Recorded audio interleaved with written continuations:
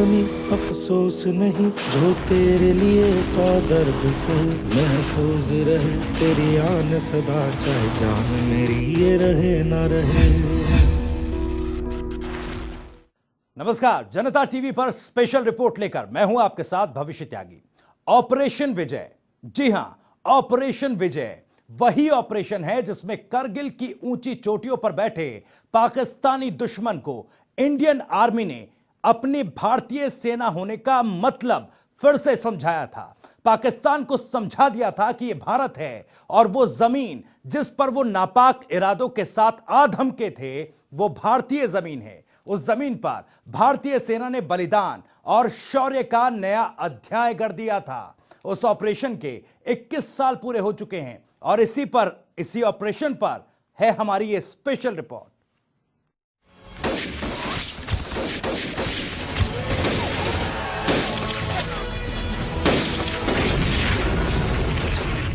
है मेरी ज़मीं अफसोस नहीं, जो तेरे लिए 100 दर्द से महफूज रहे, तेरी आन सदा चाहे जान मेरी ये रहे ना रहे।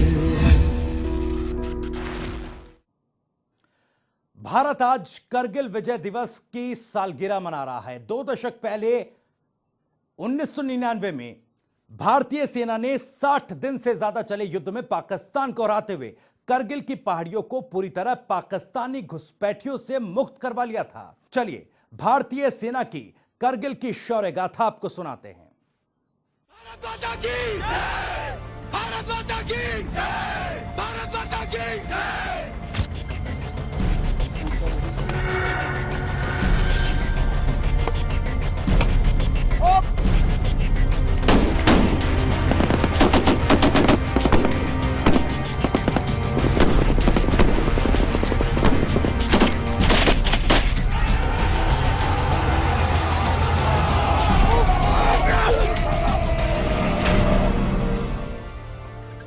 भारत और पाकिस्तान के बीच 1972 में हुए शिमला समझौते के तहत तय हुआ था कि ठंड के मौसम में दोनों देशों की सेनाएं जम्मू कश्मीर में बेहद बर्फीले स्थानों पर मौजूद एलओसी को छोड़कर कम बर्फीले वाले स्थान पर चली जाएंगी, क्योंकि सर्दियों में ऐसी जगहों का तापमान -डिग्री में चले जाने के कारण दोनों देशों की सेनाओं को काफी मुश्किलें होती थी।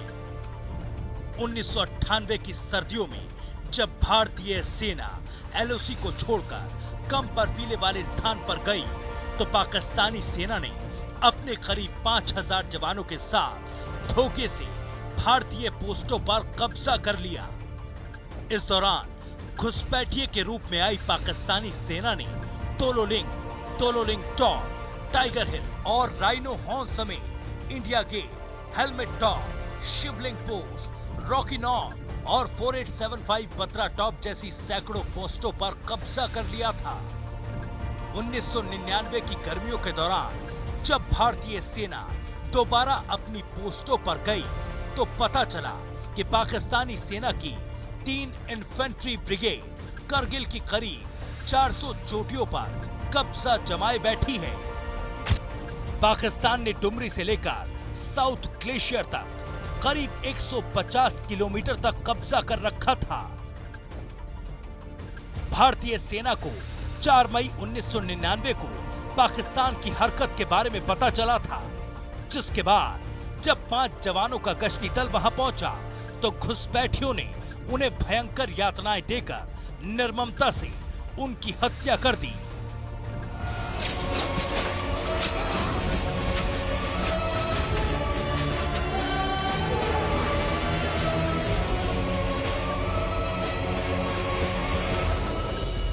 और भारत को उनके शत विशत शव सौंपे गए। इसके बाद भारत ने पाकिस्तानी घुसपैठियों से अपने इलाके को खाली करने के लिए एक अभियान शुरू किया, जिसे ऑपरेशन विजय के नाम से जाना गया। भारतीय सेना और भारतीय वायुसेना ने संयुक्त अभियान चलाते हुए इस युद्ध में अद्भुत वीरता का परिचय देते हुए विपरीत परिस्थितियों के बावजूद जीत हासिल की थी। युद्ध के दौरान जहां पाकिस्तानी घुसपैठी पहाड़ों की ऊंचाई पर बैठे गोलीबारी कर रहे थे, तो दूसरी तरफ भारतीय सेना के जवान निचले इलाकों से उनका सामना कर रहे थे। इसके बावजूद घुसपैठिए भारतीय सेना का सामना नहीं कर सके और उन्हें भागने पर मजबूर होना पड़ा।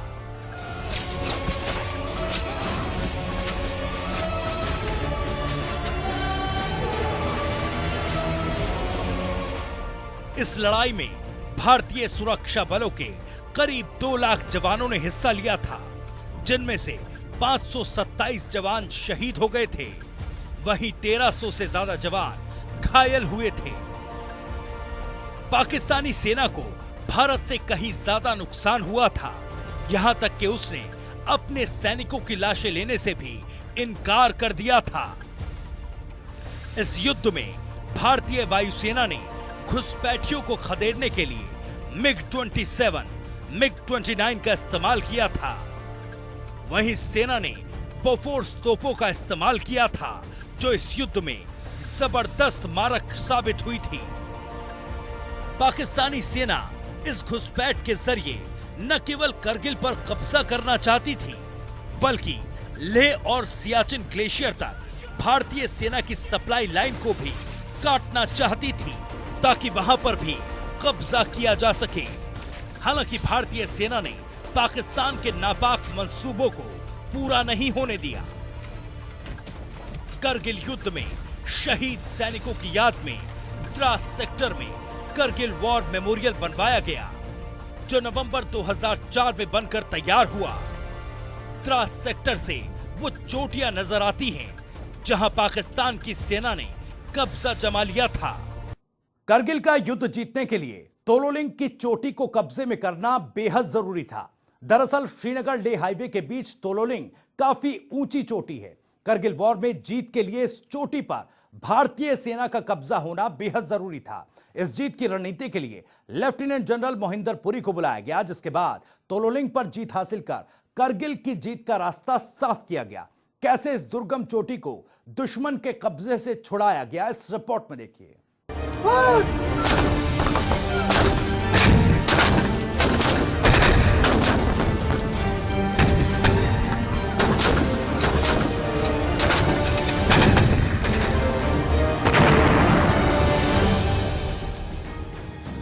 करगिल की जंग जीतने के लिए तोलोलिंग पर विजय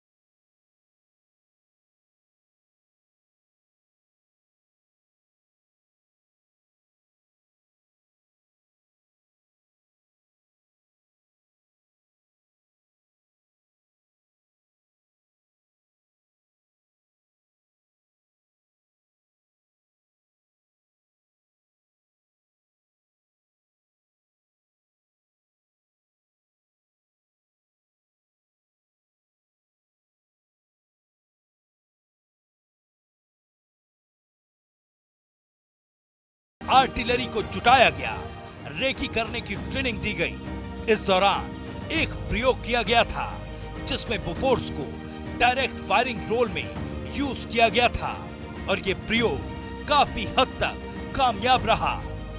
ऊंचाई पर बैठी पाकिस्तानी सेना की ओर से हो रही हैवी फायरिंग की वजह से 18 ग्रेनेडियर तोलोलिंग पर कब्जा नहीं कर पा रहे थे, तब टू राजरिफ को ये टास्क मिला था। 12 जून को जब ये टारगेट दिया गया तो टू राजरिफ के सीईओ कर्नल रविंद्रनाथ ने बहुत अच्छा प्लान बनाया।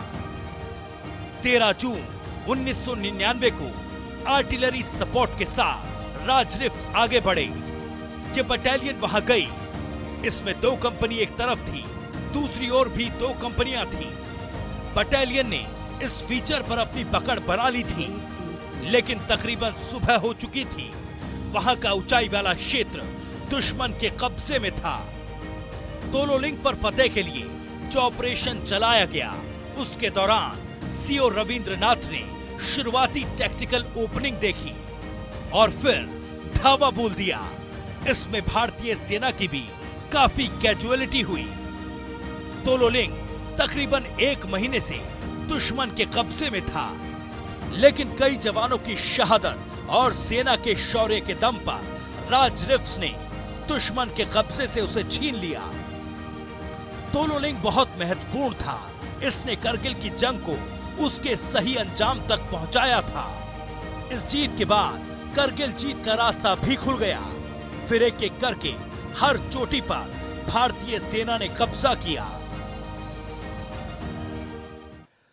करगिल युद्ध में तोलोलिंग पर जीत यानी कि युद्ध के लिए भारतीय सेना की लाइफलाइन बचे रहने जैसा था। इसके बाद करगिल के द्रास सेक्टर में अलग अलग चोटियों पर से दुश्मन को खदेड़ना, लेकिन करगिल के युद्ध में जो टाइगर हिल पर भारत की जीत करगिल युद्ध में हुई, वो निर्णायक जीत थी। इसमें इंडियन आर्मी के साथ साथ एयरफोर्स ने भी काफी अहम भूमिका निभाई।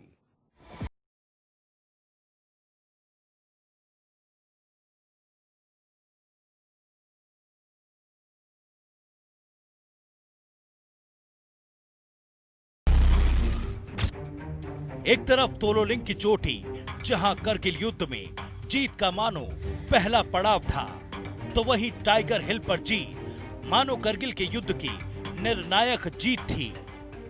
टाइगर हिल पर फतेह पाने के लिए जहां पूरी हिम्मत, जोश, शौर्य और बलिदान के साथ थल सेना आगे बढ़ रही थी, लेकिन खड़ी चढ़ाई के कारण भारतीय सेना के लिए टाइगर हिल पर कब्जा जमाना थोड़ा मुश्किल था। युद्ध में टाइगर हिल की विषम परिस्थिति को भांपते हुए भारत ने वायुसेना को सक्रिय किया। टाइगर हिल पर भारत की बढ़त 24 जून को शुरू हुई थी, जब वायुसेना ने मोर्चा संभाला और 2 मिराज 2000 एयरक्राफ्ट्स को भेजा। इन लड़ाकू विमानों ने टाइगर हिल पर जमे बैठे पाक सैनिकों पर लेजर गाइडेड बमों के जरिए हमला किया। वायुसेना ने 32,000 फीट की ऊंचाई से जम्मू कश्मीर के द्रास करगिल इलाके में टाइगर हिल पर एयर पावर का इस्तेमाल किया था। इस दौरान अलग अलग ऑपरेशंस को अंजाम देने के लिए MiG-27, MiG-29, चीता हेलीकॉप्टर को भी इस्तेमाल में लाया गया। MiG-27 और MiG-29 के जरिए पाकिस्तान के कब्जे वाले इलाकों पर बम गिराए गए थे। इस दौरान कई ठिकानों पर R-77 मिसाइलों से हमला भी किया गया। वायुसेना के चीता हेलीकॉप्टर के जरिए हमारे घायल जवानों को एयरलिफ्ट किया गया था। इसके साथ ही सैनिकों तक हथियार पहुंचाने और अन्य जरूरी सामान भी इसी के जरिए पहुंचाए गए। वायुसेना ने इस दौरान 15,000 फीट और उससे ज्यादा ऊंचाई पर स्थित पोस्ट पर हथियार पहुंचाए। इस दौरान वायुसेना पर पाकिस्तानी सेना की तरफ से स्ट्रिंगर मिसाइलों के जरिए हमले किए जाते थे, लेकिन सेना इसका मुंहतोड़ जवाब देती थी। सेना ने लेजर गाइडेड बम यानी कि LGB के हमले किए, जिससे पाक सेना के नापाक मंसूबों पर पानी फिरता चला गया। लगभग 60 दिनों तक चले करगिल युद्ध के दौरान 3 मई से लेकर 8 जुलाई तक मशको घाटी की सभी पोस्ट हासिल कर ली गई। ये वही जगह है जहां से पूर्व पाक राष्ट्रपति और करगिल युद्ध के समय सेना अध्यक्ष जनरल परवेज मुशर्रफ ने खुद अपने आतंकियों को युद्ध के लिए निर्देश दिए थे। पाकिस्तानी सैनिकों ने भी यही डेरा डाला था। पाकिस्तान ने इसे अपने महत्वपूर्ण पोस्ट के रूप में चुना था। भारत इस पोस्ट को हर कीमत पर हासिल करना चाहता था। पाक सेना ने यहाँ पर दर्जनों बंकर बनवाए थे। उन्हीं बंकरों में रहकर जंग लड़ी थी, लेकिन भारतीय सेना ने अपनी बहादुरी और बलिदान के जरिए पाक की ओर से कब्जा की गई हर एक पोस्ट पर से दुश्मन को उखाड़ फेंका और सेना के शौर्य के इतिहास में एक नया अध्याय जोड़ दिया। करगिल युद्ध को 2 दशक से ज्यादा का समय हो चुका है। इस युद्ध में भारत ने अपने 527 जवानों को खो दिया था, जबकि 1363 जवान घायल हुए थे। 4 भारतीय जवानों को इस युद्ध में अदम्य साहस के लिए सेना का सर्वोच्च पदक परमवीर चक्र प्रदान किया गया था। इनमें से 2 को मरणोपरांत यह पदक दिया गया था, जबकि 2 हमारे बीच आज भी मौजूद हैं। इन जाबाजों की कहानियां आज भी रोंगटे खड़े कर देती हैं।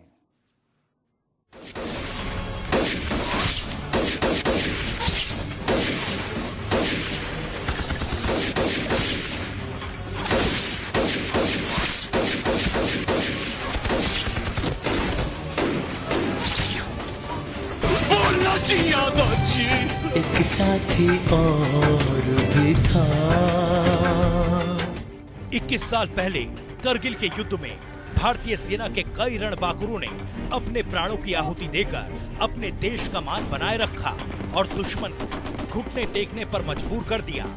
अदम्य साहस के बल पर पाकिस्तानी घुसपैठियों के छक्के छुड़ा दिए। आज हम आपको करगिल के ऑपरेशन विजय के उन सूरबाओं के बारे में बता रहे हैं जो देश की आन बान और शान है।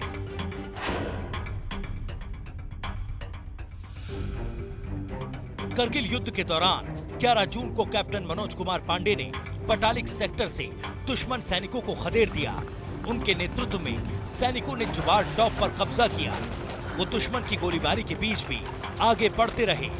कंधे और पैर में गोली लगने के बावजूद दुश्मन के पहले बंकर में घुसे। हैंड टू हैंड कॉम्बैट में 2 दुश्मनों को मार गिराया और पहला बंकर तबाह किया। उनके साहस से प्रभावित होकर सैनिकों ने दुश्मन पर धावा बोल दिया। अपने घावों की परवाह किए बिना वो एक बंकर से दूसरे बंकर में हमला करते गए। आखिरी बंकर पर कब्जा करने तक वो पूरी तरह जख्मी हो चुके थे। यहाँ कैप्टन मनोज पांडे शहीद हो गए। कैप्टन पांडे की इस दिलेरी ने दूसरी प्लाटून और बटालियन के लिए एक बेस तैयार किया, जिसके बाद ही खालूबार पर कब्जा किया गया।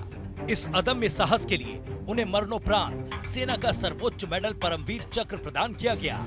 उन्हें हीरो ऑफ बटालिक भी कहा जाता है।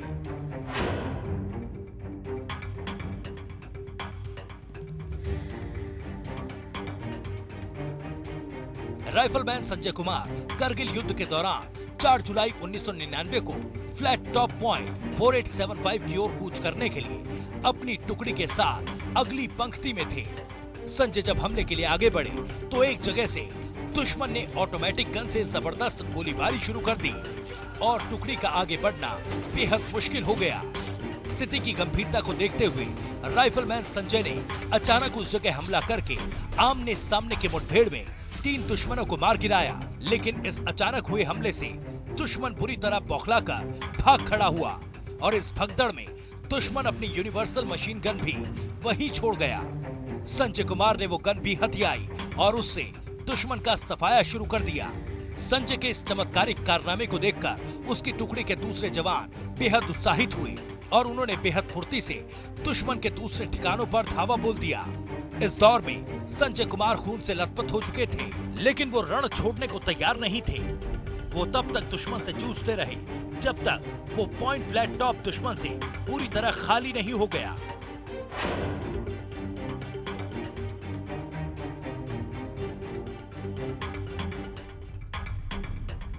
वीर योद्धा योगेंद्र सिंह यादव की प्लाटून का लक्ष्य टाइगर हिल पर कब्जा करना था।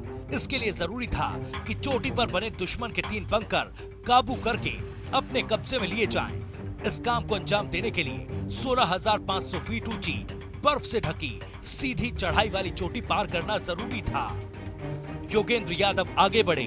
वो आधी ऊंचाई पर पहुंचे ही थे कि दुश्मन के बंकर से मशीन गन गोलियां उड़ाने लगी और उनके दागे गए रॉकेट से भारत की इस टुकड़ी का प्लाटून कमांडर और उनके 2 साथी मारे गए। हालांकि योगेंद्र ने जिम्मा संभाला और आगे बढ़ते चले गए। दुश्मन की गोलीबारी जारी थी, तभी एक गोली उनके कंधे पर और 2 गोलियां जांग और पेट पर लगी, लेकिन वो रुके नहीं और आगे बढ़ते रहे। उनके सामने अभी खड़ी ऊंचाई के 60 फीट और बचे थे। उन्होंने हिम्मत करके वो चढ़ाई पूरी की और दुश्मन के बंकर की ओर रेंग कर गए और एक ग्रेनेड फेंककर 4 पाकिस्तानी सैनिकों को वहीं ढेर कर दिया। योगेंद्र यादव ने दूसरे बंकर की ओर रुख किया और उधर भी ग्रेनेड फेंका। उस निशाने पर भी पाकिस्तान के 3 जवान आए और उनका काम तमाम हो गया। तभी उनके पीछे आ रही टुकड़ी उनसे आकर मिल गई। आमने सामने की मुठभेड़ शुरू हो चुकी थी और उस मुठभेड़ में बचे कुचे जवान भी टाइगर हिल की भेंट चढ़ गए। टाइगर हिल फतेह हो गया था और उसमें योगेंद्र यादव का बहुत बड़ा योगदान था। अपनी वीरता के लिए ग्रेनेडियर योगेंद्र सिंह यादव ने परमवीर चक्र का सम्मान पाया और वो अपने प्राण देश के भविष्य के लिए भी बचा कर रखने में सफल हुए। ये उनका ही नहीं, देश का सौभाग्य है।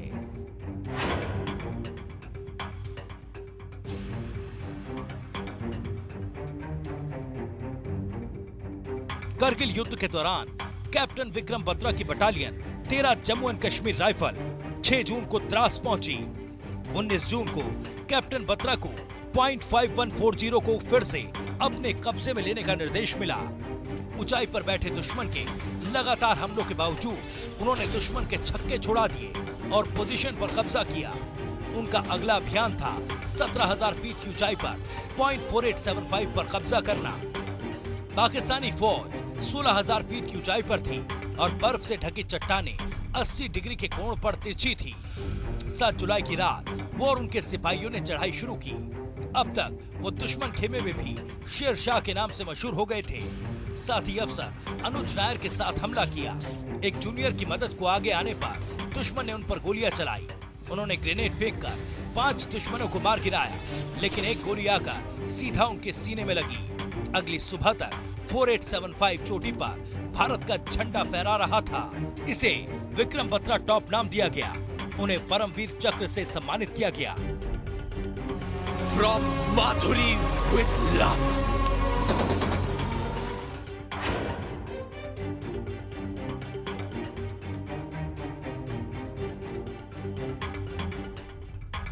करगिल युद्ध के दौरान कैप्टन अनुज नायर का ये पहला अभियान था। .4875 पर कब्जा करना। ये चोटी टाइगर हिल की पश्चिमी ओर थी और सामरिक लिहाज से बेहद जरूरी। अभियान की शुरुआत में ही नैयर के कंपनी कमांडर जख्मी हो गए। हमलावर दस्ते को 2 भागों में बांटा गया। एक का नेतृत्व कैप्टन विक्रम बत्रा ने किया और दूसरे का कैप्टन अनुज नायर ने। कैप्टन अनुज की टीम में 7 सैनिक थे, जिनके साथ मिलकर उन्होंने दुश्मन पर चौतरफा वार किया। कैप्टन अनुज ने अकेले 9 पाकिस्तानी सैनिकों को मार गिराया और दुश्मन के 3 बंकरों को ध्वस्त किया। चौथे बंकर पर हमला करते वक्त दुश्मन ने उनकी तरफ रॉकेट से चलने वाला ग्रेनेड फेंका, जो सीधा उन पर आकर गिरा। बुरी तरह जख्मी होने के बाद भी वो बचे हुए सैनिकों का नेतृत्व करते रहे। शहीद होने से पहले उन्होंने आखिरी बंकर को भी तबाह कर दिया।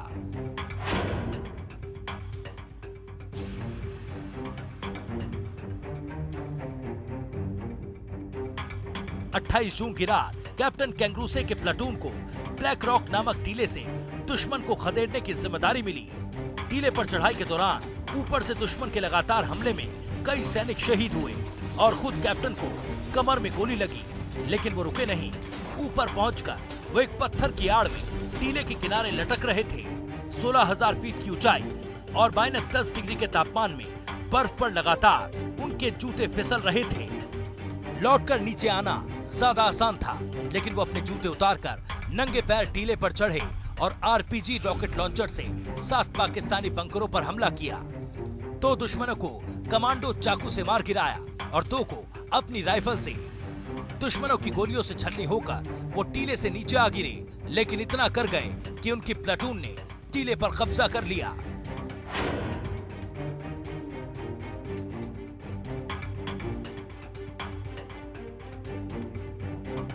करगिल युद्ध के दौरान नियंत्रण रेखा के इस तरफ की स्थिति का जायजा लेने के लिए ऑपरेशन सफेद सागर लॉन्च किया गया। इसमें शामिल फ्लाइट लेफ्टिनेंट नचिकेता के मिग 27L विमान के इंजन में आग लगने के बाद वो उसमें से बाहर कूदे। स्क्वाड्रन लीडर आहूजा अपने मिग 21 MF विमान से दुश्मन की पोजीशन के ऊपर उड़ान भरते रहे ताकि बचाव दल को नचिकेता की लोकेशन की जानकारी देते रहे। उन्हें अच्छी तरह पता था कि दुश्मन कभी न कभी उन पर सतह से हवा में मार करने वाली मिसाइल दाग सकता है। हुआ भी बिल्कुल ऐसा ही। कुछ ही देर में उनके विमान पर MIM-92 स्ट्रिंगर से वार हुआ। वो अपने विमान से बाहर कूदे। अब वायुसेना को एक नहीं 2 बचाव अभियानों को अंजाम देना था, लेकिन वायुसेना को उनकी लोकेशन की जानकारी नहीं मिली। पाकिस्तानी सैनिकों ने उन्हें बंदी बनाकर बेरहमी से उनकी हत्या कर दी। उनके पार्थिव शरीर पर कई गंभीर घावों के निशान दिखे। उन्हें मरणोपरांत वीर चक्र से सम्मानित किया गया।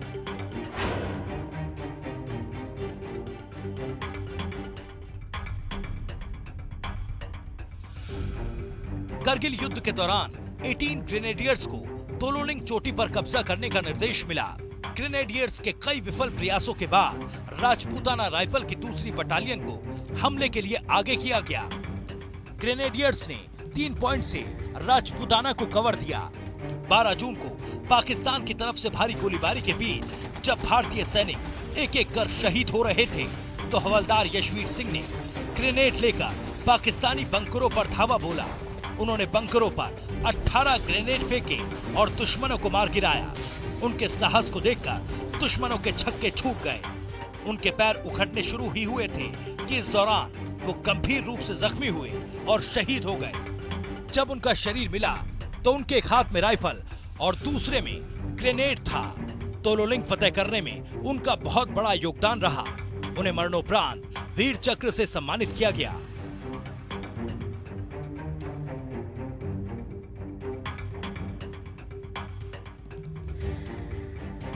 कैप्टन सौरभ कालिया को जाट रेजिमेंट की 4थी बटालियन में पहली पोस्टिंग करगिल में मिली। मई के शुरुआती 2 हफ्तों में करगिल के कक्सर लंगपा क्षेत्र में गश्त लगाते हुए उन्होंने बड़ी संख्या में पाकिस्तानी सैनिकों और विदेशी आतंकियों को LOC की इस तरफ देखा। 15 मई को अपने 5 साथियों सिपाही अर्जुन राम, भंवरलाल, बागिरिया, भीकाराम, मूलाराम और नरेश सिंह के साथ लद्दाख की पहाड़ियों पर बजरंग पोस्ट की तरफ गश्त लगाने गए। वहां पाकिस्तानी सेना की तरफ से अंधाधुंध फायरिंग का जवाब देने के बाद उनके गोला बारूद खत्म हो गए। इससे पहले कि भारतीय सैनिक वहां मदद लेकर पहुंच पाते, पाकिस्तानी सैनिकों ने उन्हें बंदी बना लिया। पाकिस्तानी रेडियो सकारतू ने खबर चलाई कि कैप्टन सौरभ कालिया को बंदी बना लिया गया। उन्हें 15 मई से 7 जून यानी 23 दिन बंदी रखा गया और घृणित अमानवीय बर्ताव किया गया। 9 जून को उनके शरीर को भारतीय सेना को सौंपा गया। देश उन शहीदों को नमन कर रहा है जिन्होंने अपने प्राणों को न्यौछावर कर दिया। अदम्य साहस के बल पर करगिल युद्ध के दौरान पाकिस्तानी घुसपैठियों के छक्के छुड़ा दिए। टीम जनता टीवी।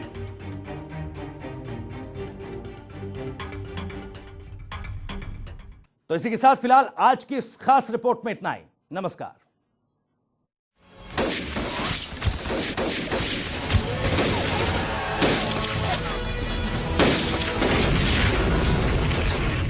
है मेरी ज़मीं अफसोस नहीं, जो तेरे लिए 100 दर्द से महफूज रहे तेरी आन सदा, चाहे जान मेरी ये रहे ना रहे।